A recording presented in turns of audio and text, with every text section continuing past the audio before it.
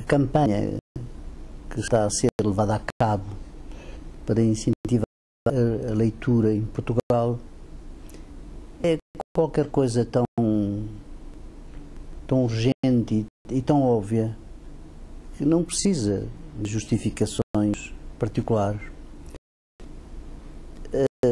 A cultura não é unicamente a cultura que chamamos alfabetizada, mas um certo nível cultural não se pode alcançar sem passar por aquilo que é a base da nossa civilização há muitos anos, digamos, praticamente há alguns, talvez quase 6.000 anos, se pensa que foram realmente os fenícios que primeiro a Mesopotâmia, depois a Fenícia, que inventaram propriamente o alfabeto.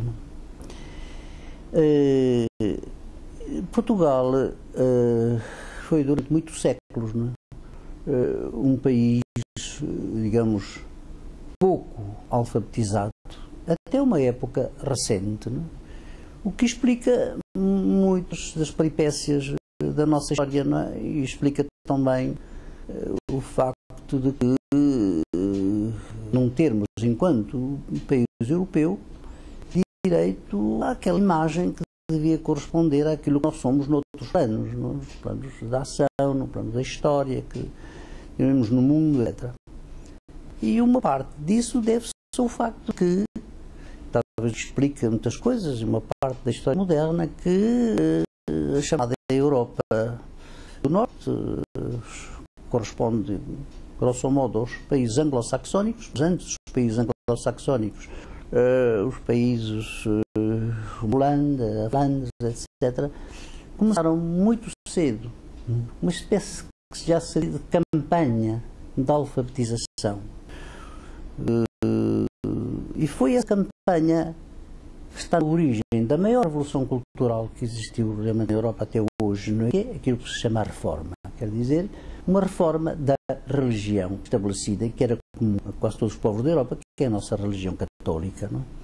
E isso separou um pouco os povos que sabiam ler, estavam preparados para ler, e explica que a reforma tivesse tanto sucesso porque quando surgiu a reforma já havia uma data de gente que sabia ler, que estava pronta para aceder à nova forma de comunicação da palavra religiosa e da palavra profana através da imprensa, não?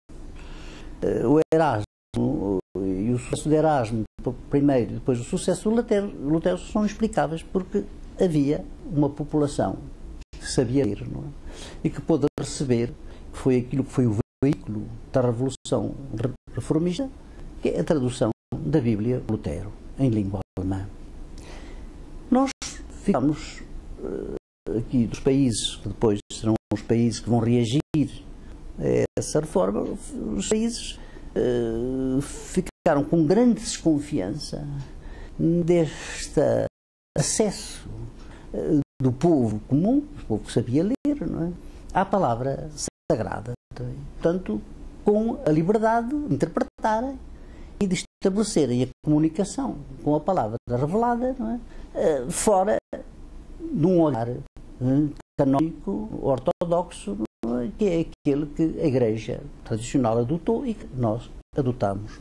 Explica muito do nosso atraso cultural, porque a Bíblia, efetivamente, continua, evidentemente, particularmente o Evangelho, continua a ser ouvida e dedicada a ser a fonte principal das referências morais e religiosas da nossa cultura, mas através de uma segunda palavra, que é a palavra do intérprete autorizado, quer dizer, o Papa, os bispos, os padres, etc. Bom, em suma, este nosso atraso nesse capítulo continuou todos os outros atrasos. De maneira que foi muito importante que tivéssemos, quando toda a Europa fez uma outra revolução, já agora é ideológica, nós chamamos de liberalismo, que os novos modos de educação, quer dizer, a educação já com alguma componente laica, não é? Que tivesse tido um particular cuidado em alfabetizar realmente os países que tinham esse dado, e esse handicap, Portugal era realmente um deles. Portanto, já se fez muita coisa no passado em relação a isso, não é? Mas nunca o suficiente, porque aqui há uns 40 anos, ainda para aí uns 40% da população portuguesa não sabiam ler. Não é? Isto é um handicap de consequências infinitas. Não é? E é espantoso como nestes último meio século só se fez alguma coisa para superar esse handicap, como se alcançar realmente quando resultasse isso, não é? Ainda não é suficiente, porque passamos agora a um outro estádio, que é este, que a gente sabe, que é o do ensino de massa, de algum modo, quer dizer, do acesso ao ensino primário, secundário e superior de uma grande parte da população. Portanto, a coisa vital e mesmo a condição de tudo é realmente saber ler e escrever, como se diz, não é? Quer dizer, nem é sequer qualquer coisa, não é para ir às Índias, é pura e simplesmente para ter o instrumento mínimo para compreender o mundo no qual a gente vive. Não? Nós somos leitores, por definição. Leitores silenciosos, todo homem que é consciente de si mesmo, não é? Tem uma espécie de alfabeto que ainda não é o alfabeto, que são as imagens do mundo. Não é? O mundo é uma espécie de escrita, não é? Sem escrita, escrita no primeiro grau, não é? Ver, ouvir, etc., é ler o mundo que nos rodeia. Não é?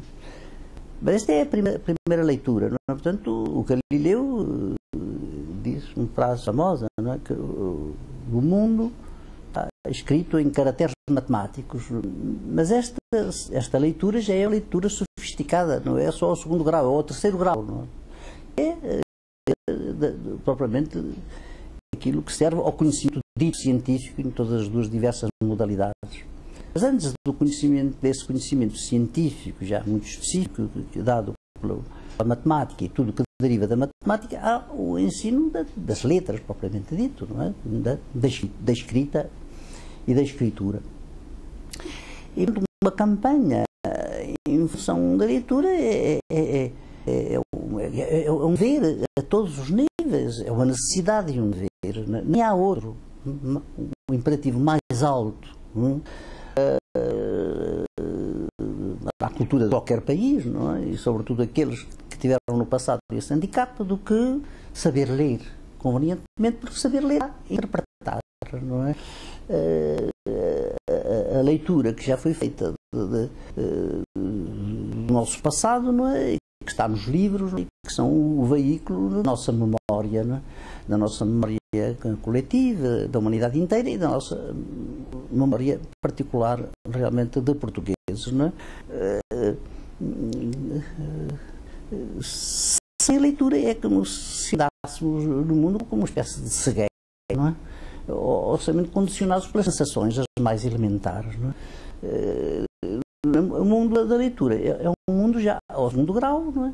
Que é aquele que nos põe em contacto com as criações da humanidade mais extraordinárias, ao nível da imaginação, da poesia, da ficção, das narrações, da história, tudo passa pela leitura. Não é? Portanto, ler é a condição para uma vida humana, minimamente cultivada e consciente de si mesma. Toda a cultura é leitura, uma análise. Não é? E nos fazer maior elogio do que uma iniciativa deste género, de aprofundar a leitura que já existe, não é? E dar-lhe ainda uma dimensão maior e aprofundar e cultivar, e que isso se transforma não numa espécie de um hábito, como os hábitos primários que condicionam a vida, realmente, a nossa vida privada ou a nossa vida em comum. Portanto, é quase um pleonasmo estar a fazer a apologia da própria da leitura, porque sem a leitura é como se estivéssemos num quarto escuro, não é? Ouvindo apenas os reflexos de qualquer coisa que existe, que a gente compreende vagamente, mas não sabe bem o que é. Não é? E a leitura dá-nos a primeira chave de compreensão do mundo, a mínima chave, sem a qual todo o resto é incompreensível.